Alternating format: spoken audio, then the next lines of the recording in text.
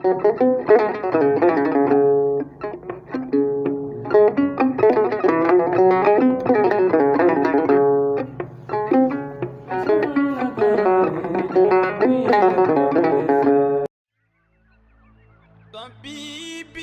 قريب هل سقامي تسمع يقابلني يوم المقفى المشفع أراني إذا ما جئت يوما محمدا تحقق آمالي كما أتوقع محمد خير العالمين. أعوذ بالله من الشيطان الرجيم. آمين. بسم الله الرحمن الرحيم. آمين. الحمد لله رب العالمين. آمين. الحمد لله الذي هدانا لهذا. آمين. وما كنا لنهتدي لولا أن هدانا الله. آمين. وصلى الله وسلم وبارك على رسول الله آمين. سيدنا ومولانا محمد المصطفى العدناني الفاتح لما أغلق والخاتم لما سبق ناصر الحق بالحق والهادي للصراط المستقيم وعلى آله حق قدره ومقداره العظيم. سبحان ربك رب العزة عما يصفون وسلام على المرسلين والحمد لله رب العالمين. آمين يا رب. ورضي الله عن القطب المكتوم والبرزخ المختوم والختم المحمدي المعلوم بحر العلوم والفيودات نفس الولاية ختمها ومختومها سر الإله أجله أن يصفى سمس الحقيقة حقه لن يعرف شيخي أبا العباس أحمد المصطفى ابن المصطفى ابن رسول الله صلى الله عليه وسلم خطب الوجود المقصد المعمول من أوتي سر المسون ولو بدا خطر على جبل الحراء يزول وعن سائر خلفائه وهم لسره من الإنس والجان رضا لا سقط بعده أبدا. وبعد السلام عليكم معشر السادة الأعزاء. السلام عليكم أيها أحباب رسول الله صلى الله عليه وسلم. وعليكم السلام ورحمة الله تعالى وبركاته. أنكر مندي كاكلي كانيني دلب مسألة في سبحانه وتعالى دمبه يا رب مسامين باي رسغولا نعم. أي بدوجة كانسكي حضرة النور كنو توني أوني كانوا بو من مشارق الأرض ومغاربها نعم. جيه كورو أتلبي أباني أنا بابا دمبه كافو على مكان شيء ويا الحمد لله رب العالمين. نعم. والله ما كنا جرى ما كرا لبن كنماي ما مية على بركدا كافو على إنشة ويا الحمد لله رب العالمين. نعم. تنوناني سبتيلي على تانو أيا إرتانو أيا كجونيمون تانو جونيمون بيتلا لا كسونغو على مينا جونيمون إرتلا لا كنيوم بركدا بفوكو تنوناني سبتيلي كو على تانو دلبا مسألة سبحانه وتعالى أي النبي مون بيبلا كو كان بارا إنديكي أسكي كاتا أنفع آدم عليه السلام أدارا واتي أرجينا كونو أكبر فلو كرا الحمد لله سيدنا نوح عليه السلام وفناي على دتانو دلبا مسألة جل وعلا النبي مون بيكا بارا والحمد لله رب العالمين. أو ترونا ناس على كلام محمد ما صلى الله عليه وسلم ومتوكي حقلي جي نقول يبيداغوجي دوي ما من بيسك بابي كلا وتبه ما دولا واجلي كوني كوكا ما حقلي جي كو سيذكر من يخشى ويتجنبها الأشقى والله واجلي بل ما كين بل ما مسو ay ma kunandi awona fa dombe ko ala ko chukodi ala kara ko chukodi sallallahu alaihi wasallam o ma kunango jume ko ni ndege bora ya rabbi ala kana qur'ana ndege bana ya rabbi ala kara ka sunna sallallahu alaihi wasallam ay min fo ay min ke ay min sabati ala ka to o ndege ka dona wati be ma kunandi de be ala fo aske nabi mo yele beka ala tanoni karamoni nene nankambo fo duguna je ka antoya atseka foka ba jalla wa ala la ilaha illallah muhammadur rasulullah sallallahu alaihi wasallam asira turu sira patroma wati odi ala karam muhammadi sallallahu alaihi wasallam akama wa qul alhamdulillah أفو محمد أفو الحمد لله الذي لم يتخذ ولدا ولم يكن له شريك في الملك ولم يكن له ولي من الذل وكبره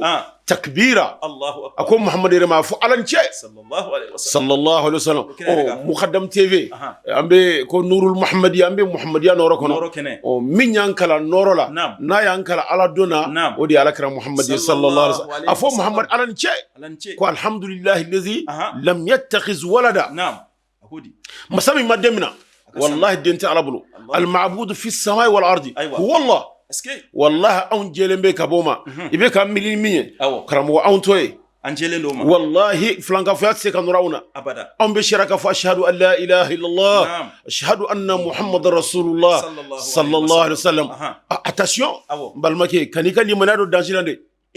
emi nyebe ne lambene dima balma muso kanika islamiya ce ala krako man qala li aqihi ya kafir faqad ba bihi ahaduhuma hadisan fle bukhari kono emin be sunna ko la menedima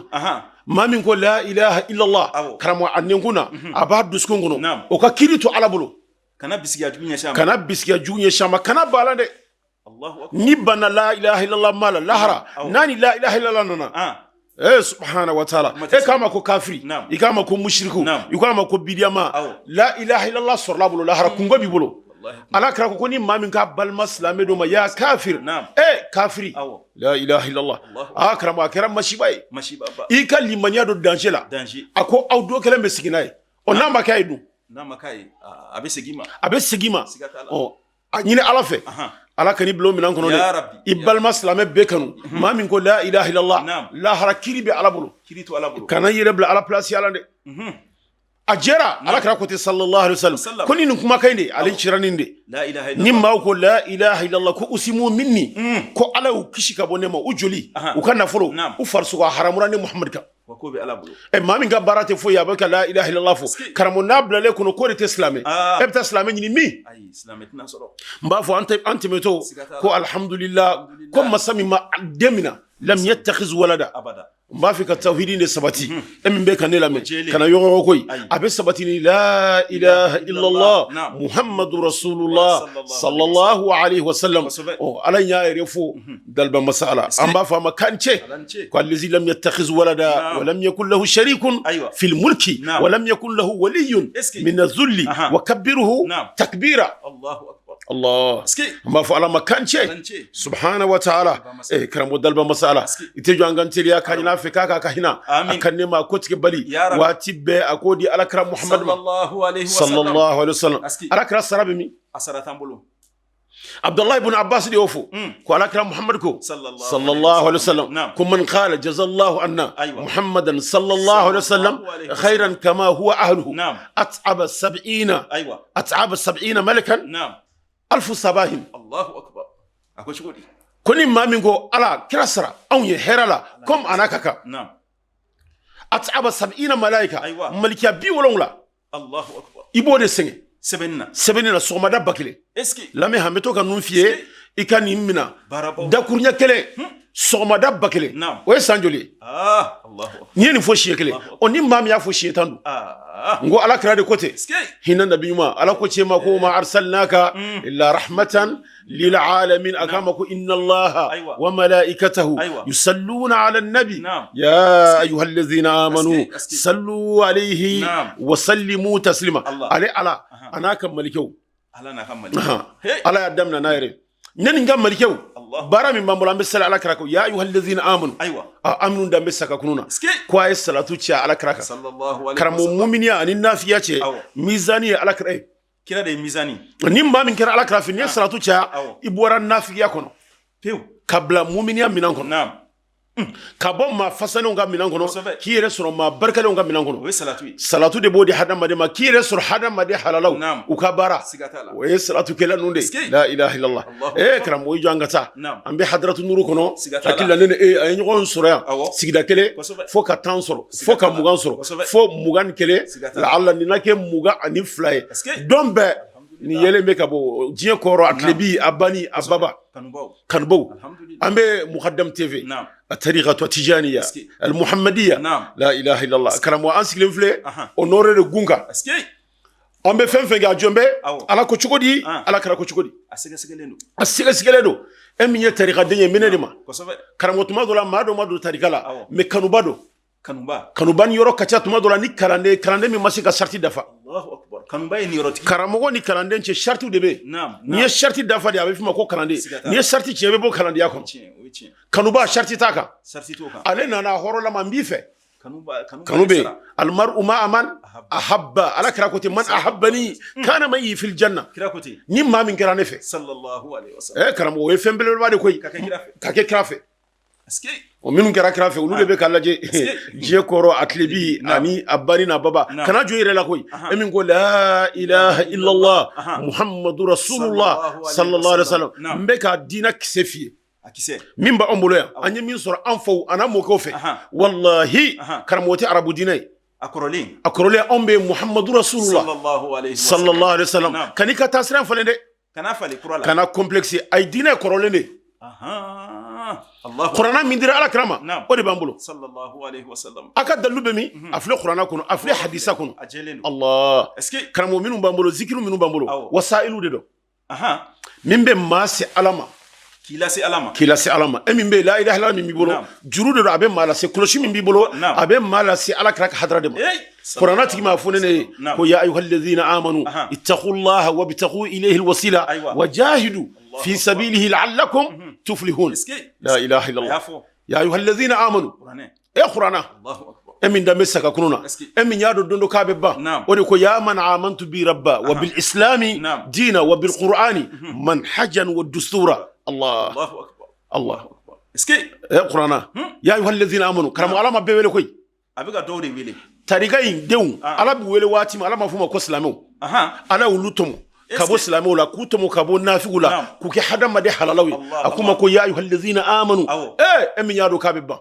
salatukɛla ninnu zikiru dala ninnu de don e min y'a dɔn k'a bɛ ban balimakɛ balimamuso ni mankan bɛ ban mankan min bɛ jɔyɔrɔ in nɔfɛ don dɔ a bɛ ban i ta ye jumɛn ye i ye min kɛ ala ye i n'o de bɛ taa da kaburu kɔnɔ o de y'i ta ye musokɔrɔba n balimakɛ o de y'i ta ye maa bɛ si ɲɛna min kama sini k'a bɛna kɛ cogo di wallahi karamɔgɔ ala dɔnbaw n ye nin fiyɛ siɲɛ caman u sira u ɲɛna mun de kama ko nin ko in bɛna laban cogo di n'i b'a fɛ ka laban ko ɲuman sɔrɔ aw a sira filɛ ko ya ayyuhallazina amanu ittaqullaha e min danbɛ saga kunna ya man amantu bi rabba e min ko la ilaha illallah e min ko ala de y'i ma ye e min ko ala kira de ye ka kira ye wa bil qur'ani maa min ko kuranna de ye anw ka constitution ye maa minnu ko article olu ka code ye kuranna de olu de ye silamɛw ye koyi karamɔgɔ n'i y'o bila a bɛ f'i ma ko nafigi sariya n'i y'o to yen karamɔgɔ ni fɛn wɛrɛ diyar'i ye n'i ye kuranna bila kɔfɛ ka fɛn wɛrɛ de bila ɲɛfɛ e bɔra silamɛya kɔnɔ a bɛ f'i ma ko nafigi ala ko nafigi ma innal munafiqina fi darkil asfali minan nari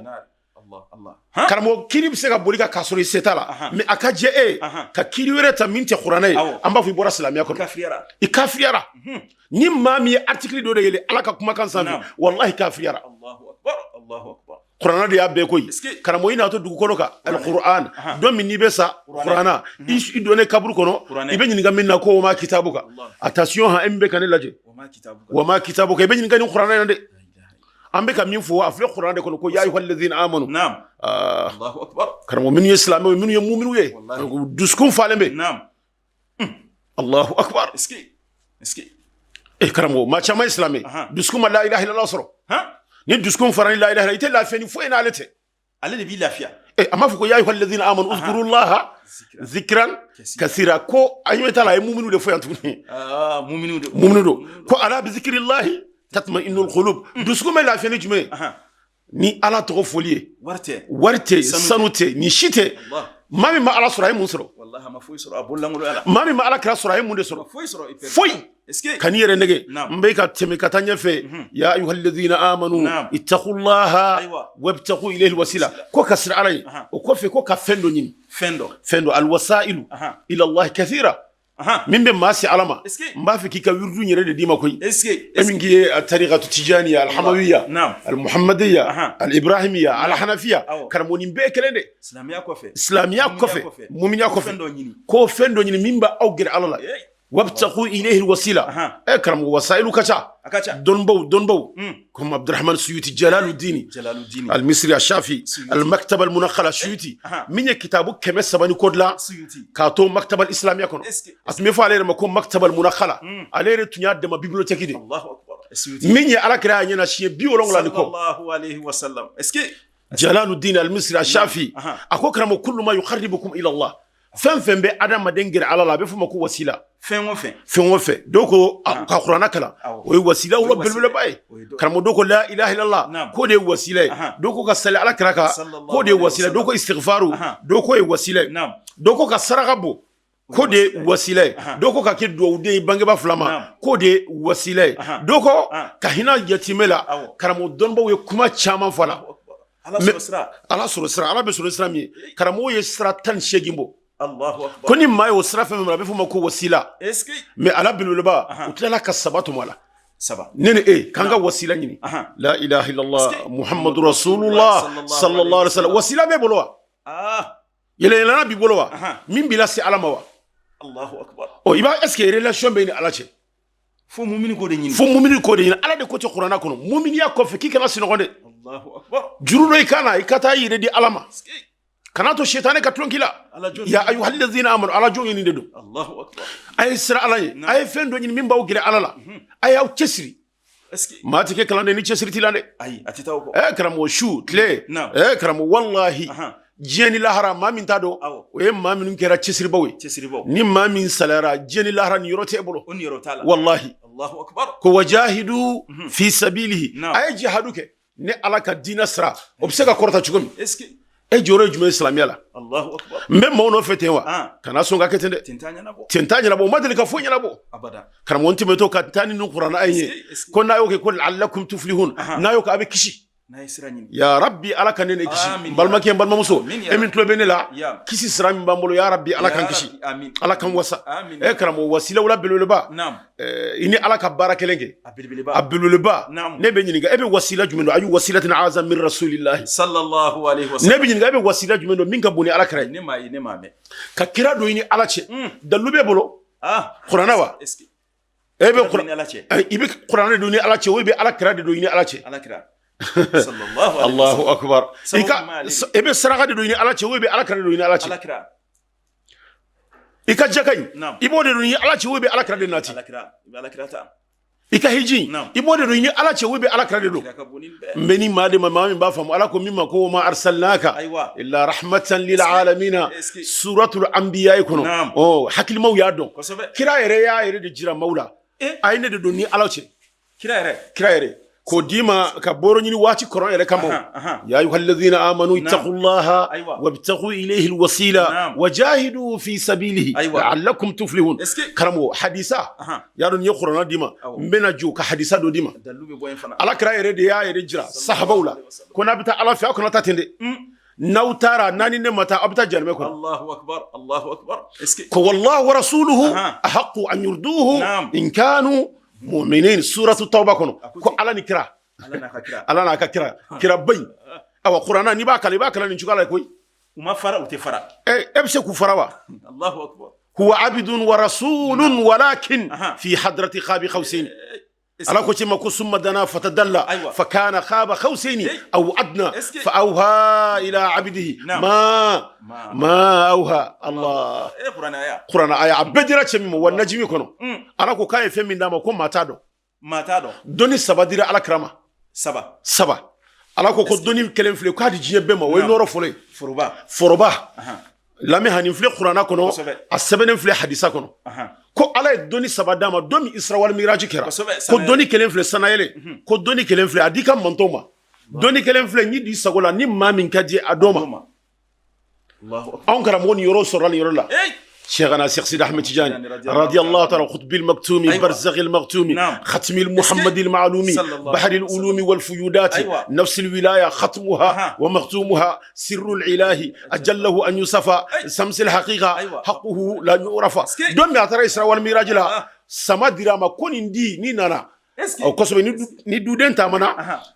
voyage la abe mawdo sama parfena abe do sama firi nyumana abe do sama sambara nyumana kiratara isra wal mirajula aye bedi foroba nyorobe aye mawdo kere Cheikhana Cheikh Sidi Ahmed Tidiane ayulu kere kere Cheikhana Abdul Qadir Jilani nunu ya ala karamo de Imam Hassan Sazali ulu kere kere ni fendo abeloloba do Muhammad Hafiz Ashingiti kabo anfoni ulu kere kere la ni bunya do abeloloba do Cheikhana Ahmad Hamahullah ulu fana kere kere la ni bunya do ibe mama do konoro ba bolo kasara kam mawele kana alama ka ke shegu ka ke murabbi wallahi kerani ala karade ataraili eske la ilaha illallah ne tatoro karamo ko wasila Allahu akbar dondo Usman bin Hanif de bek hadisa lakali Usman bin Hanif dondo ni ala karaka sahaba sallallahu alaihi wasallam ni ala karaka sahaba min ya hadisa lakali atseka sunha hakimu yafo ajelelo ani samburi ni ko hakimu kaba dondo wala na rebina yeso mo ejoyo Allahu akbar zahabi yafo hadisa jelewuna ko ni hadisa ngakene kaka kene ko isnaduhu hasan as-samiro kakene la ilaha illallah dondo ko alene ko samitu rasulullah sallallahu alaihi wasallam kali ame alakrabaina sallallahu alaihi akrabai sallallahu alaihi wasallam ko jaahu rajulun darir fasaka ilayhi donana nyefla norotunana anana ko alakra akon nyefla norotunana koy alakra kama ko ce ite sabaliwa ko alakra ko agileranga kon seka sabali koy mati mbolo min ben sense kana misri la Allahu akbar ne bere mina batine bulu jarabina ba jarabina ngiriyara ko alakra laje solution be sur alakra de few negeti yoro fanda wallahi ni sara le de fe sira dandu ni pana alakra kuna kibita ala fibita jarame kon wallahi muhammad de banyana bo ji ani lahara ni tauhid tara lahara ni alakra ta lebita jarame kon kana ni nakira ko sababu nyuma ji ni lahara sababu rasulul akram sallallahu alaihi wasallam me ka kira ni jirila ambe wasailu minum bambolo namba nyeshi alama kira di ankala kira bain sallallahu alaihi wasallam karamo ke chenana Usman bin Hanif ko kako alakra ko gele rama ko alakra kama ko itil midat ta saljita rola fatawadda abe kom ni mana na zawiya kono wena mana na misri kono ta saljita rola alakra saljita ro jirala alakra kama sallallahu alaihi wasallam salli rak'atayn aywa ta arakan flasali sallallahu alaihi wasallam me ka kira de jirila sallallahu alaihi wasallam alakra sallallahu alaihi wasallam akota ibe arakan flasali ni arakan flasali ala kire do ada ni tara ni arakan flasali bi bolo flaja ka ala wele karamo joya bolo flaja na lebula masengo ko aduni astajib lakum ayen wele mbawjabi ayro wallahi ruta wallahi tawli Allahu akbar Allahu ninga joyo nyinga mbe sanfe mbe duguma nga jawla dewa ay akonga surula akasuru ngasuru إذا سألك عبادي عني فإني قريب أجيب دعوة الداعي إذا دعاني فليستجيبوا لي وليؤمنوا بي كو كان نجا بفول وكدنا أيوة كشرتي والله مبال ما كيبي على بلا من غني باسوري كو أنا عند زني عبدي بي مبال ما مسلمين كمان غنيدو يعني شيني على بلا كو تشامو يا أبو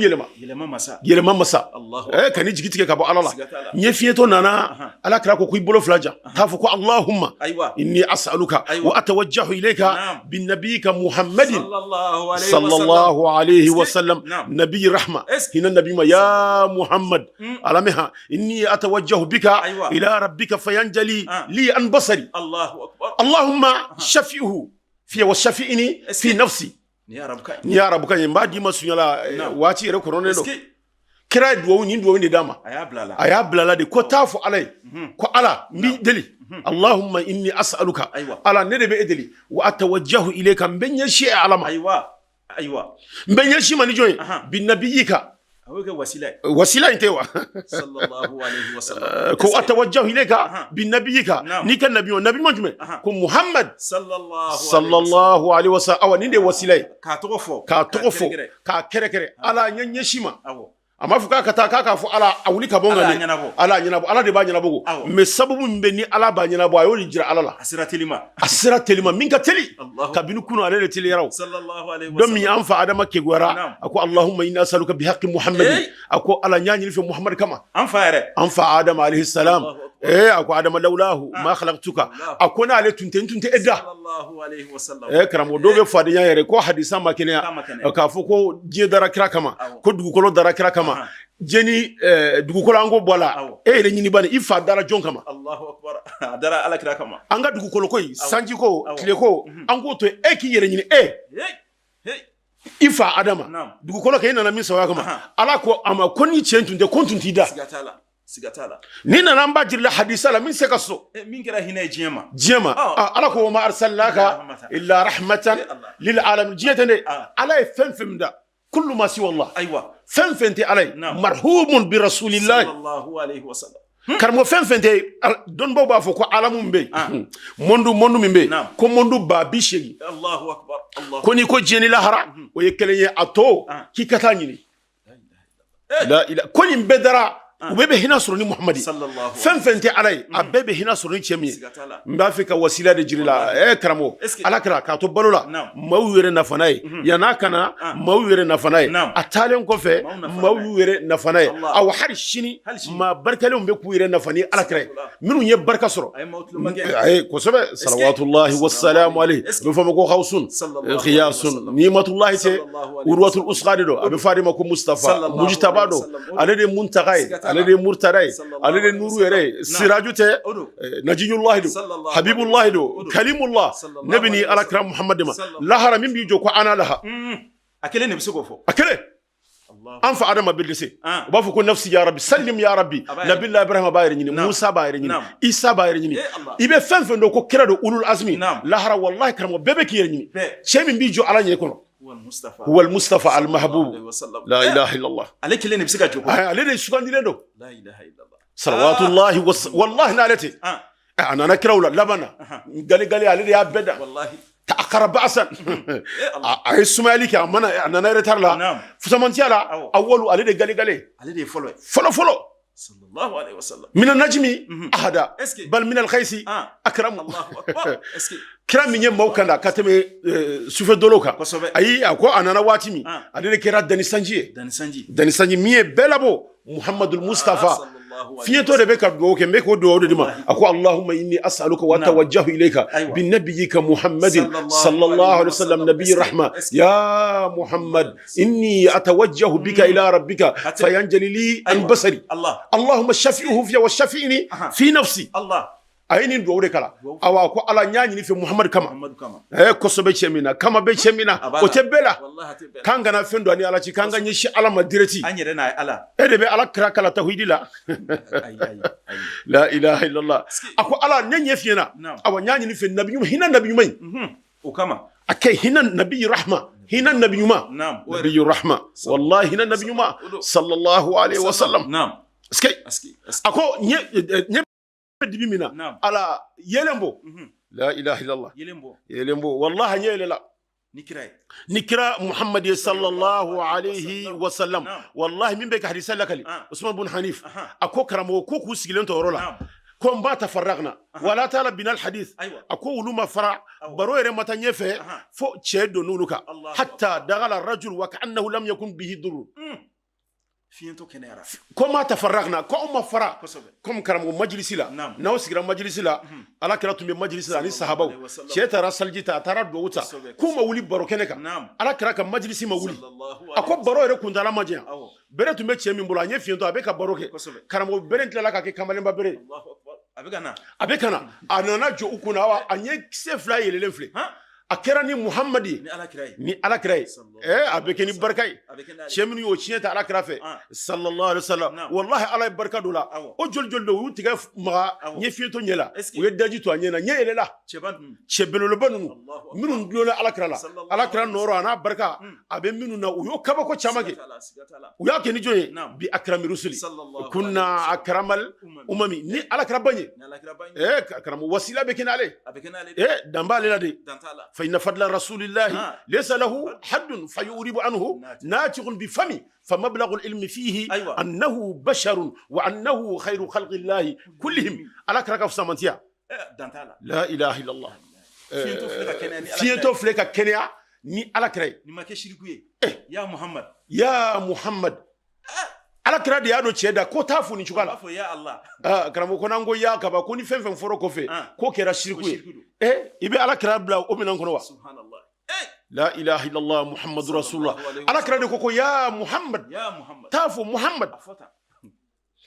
karamo wa yo hadisa u jelen yo ko ni tara ko fantam banta ne tununa kika fo kaybu chew ika ya fo ku wele ya allahu akbar shobe ala bulu min masharigh al-ardi wa magharibiha ni yefo ubutuno maga ubi ibe jeroro ube tadaruku kira ka haditha ujele do ba fo ka tumbe bolola de ha ka fatule ngo fe koni kuma manganga fo lame hamba dima ofuna dalu bil kitabi wa sunna min sunnatu al muhammadiyya emin be tarigala emin ye kanande emin ye alakra kanu bay mba fi kede lafiya kana yo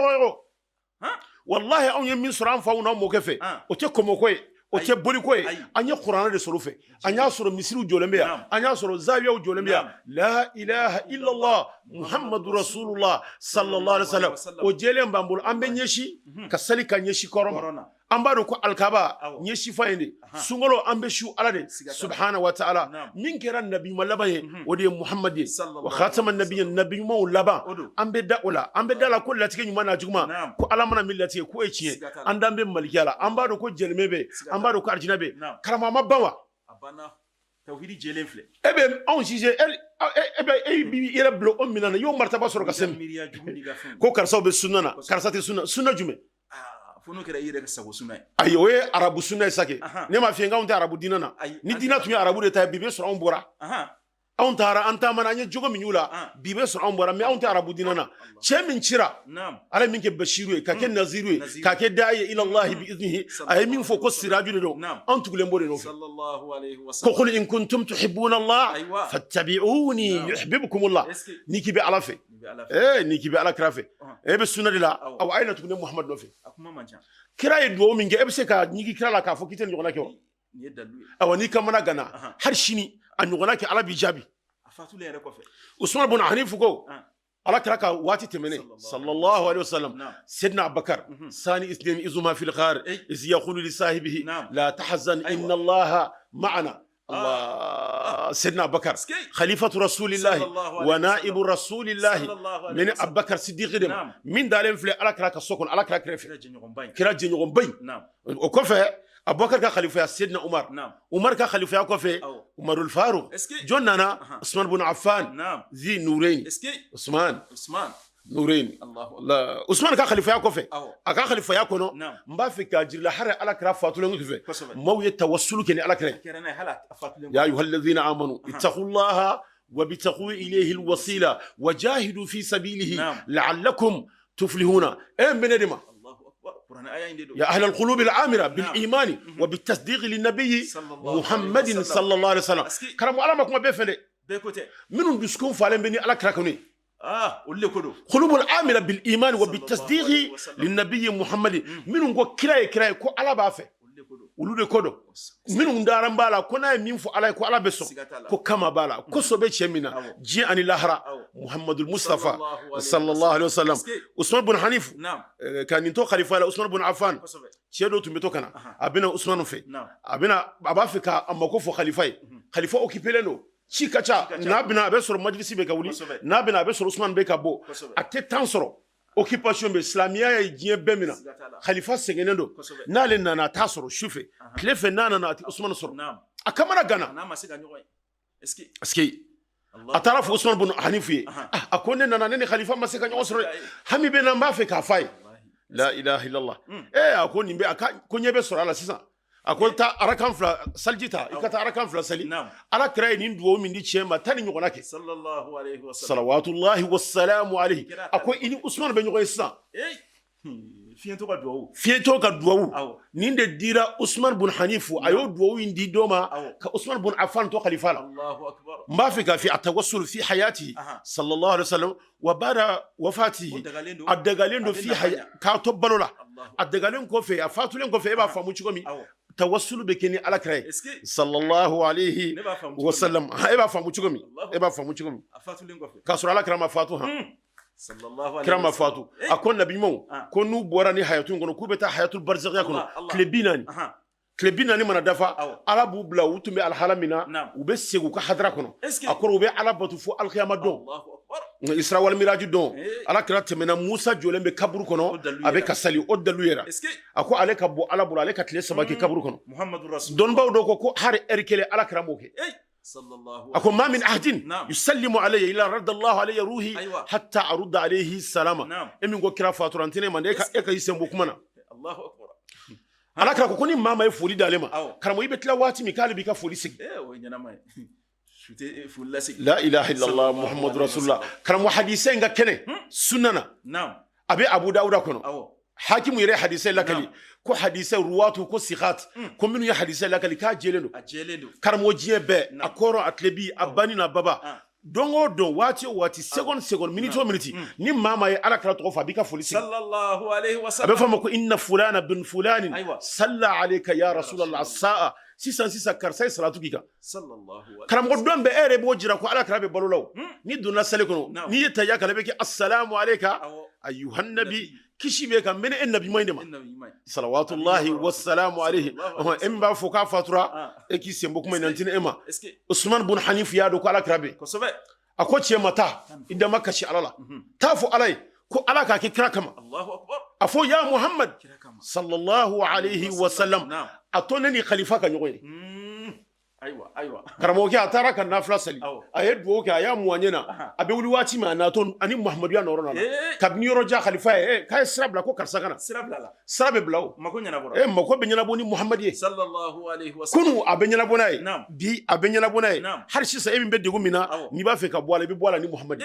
ko kharajna bihi min kulli dighin wa khummatin daghalna bihi fi dhilli amnin wa ismatin atatna bihi lillahi asbaghu ni'matin lahiqna bihi subbagh min kulli ummati wa lawlahu lakana al-ba'du yasbiqu al-kullu karama bebe kina aledew ni ala kirai wallahi hinati alabulu min be jigi min be ele min kerekele no aw yaqashu we min be kerekere ka di ma do ma anema te ni ma de la ka nema soro fa ka soro ala kirai wasitatu wala sallallahu alaihi ko ya alam hadha kullu man ya'khil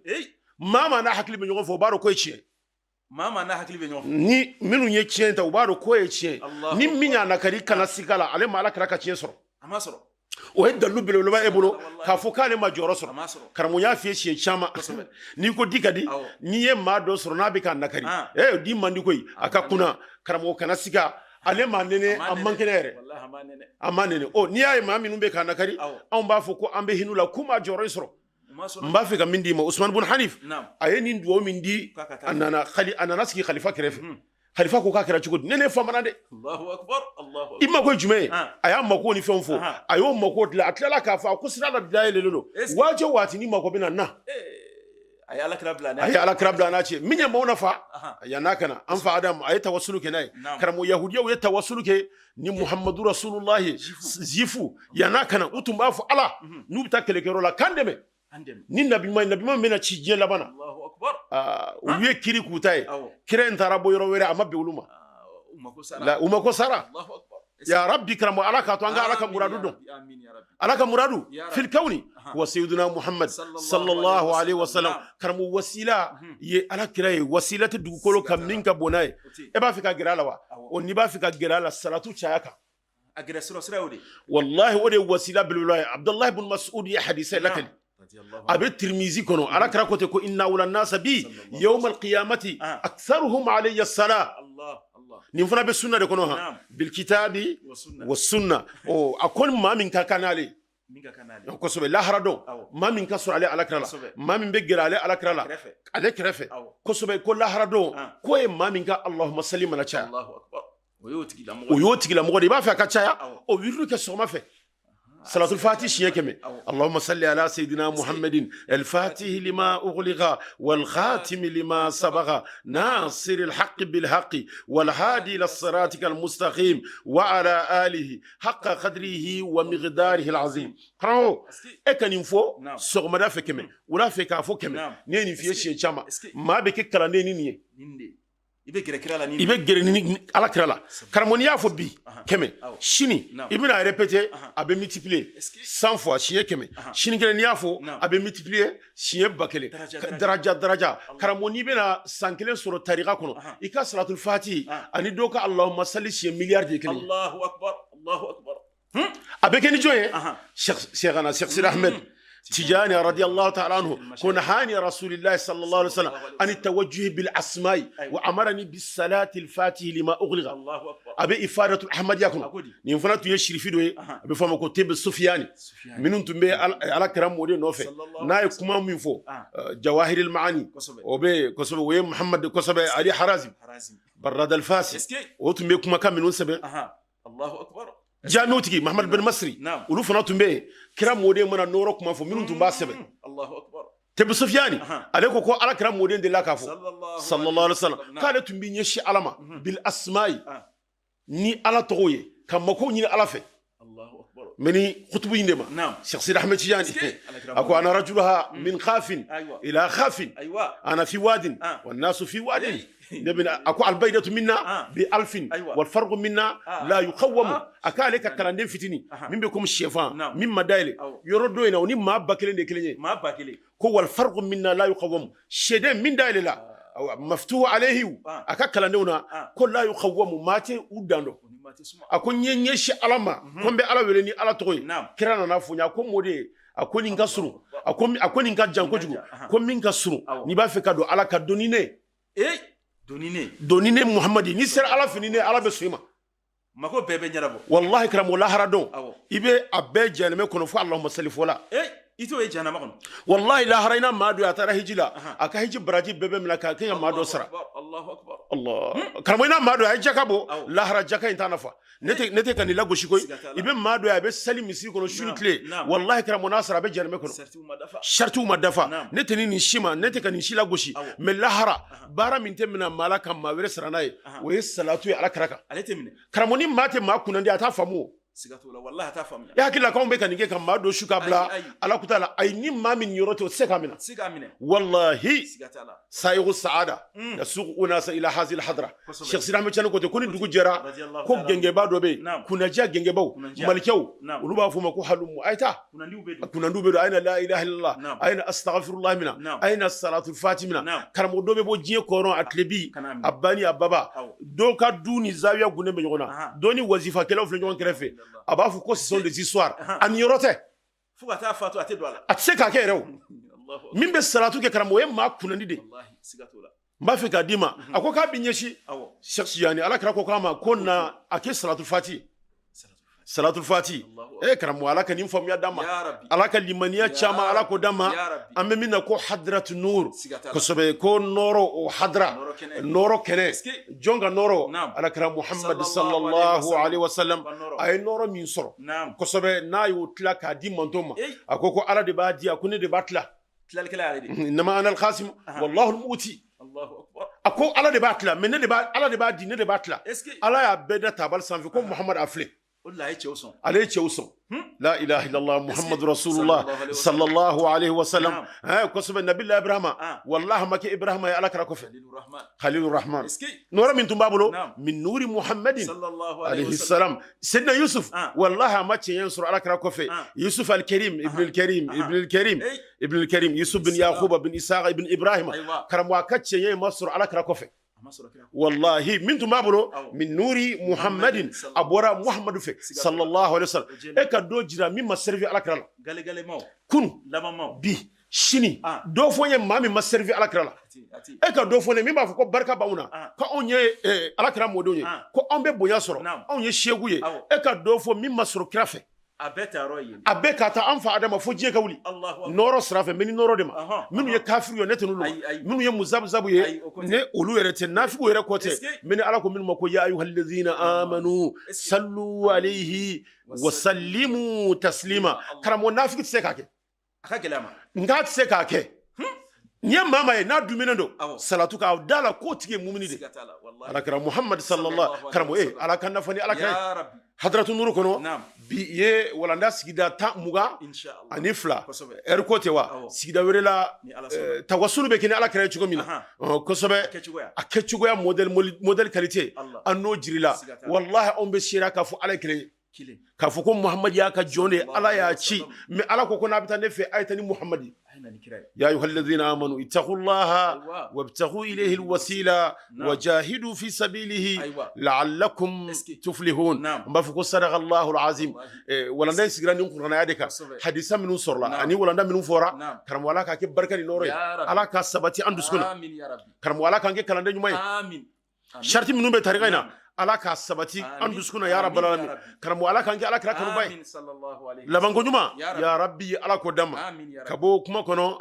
كسببو فو امبان فافو محمد اولو شيخنا احمد رحمه الله حيدرا كم متعنا الله ببقائه امين يا ربي aski ma fuko zarahu Allah faidan dombe alaka dofara konunga ya rabbi alaka anyemala abe joramina atariqatu tijaniya alhamawiyya almuhammadiyya abe joramina amba fuko alaka nasabati kasabu monfo muqaddam wani muqaddam di muhammad buye sise tururu ani minu nyeba una jie koron atlebi abani na baba balmake balmo so ne de don amba fuko alaka na be wasa sigida chama be ala bulu ala ko jirana ambe bamba fa allahumma salli ala sayidina محمد الفاتح لما أغلق والخاتم لما سبق ناصر الحق بالحق والهادي للصراط المستقيم وعلى آله حق قدره ومقداره العظيم سبحان ربك رب العزة عما يصفون وسلام على المرسلين والحمد لله رب العالمين على كسيدا ورجرنا بجاه رسول الله صلى الله عليه وسلم.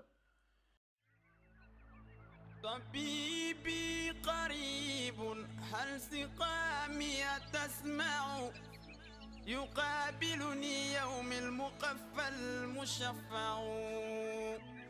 أراني إذا ما جئت يوما محمدا تحقق آمالي كما أتوقع محمد خير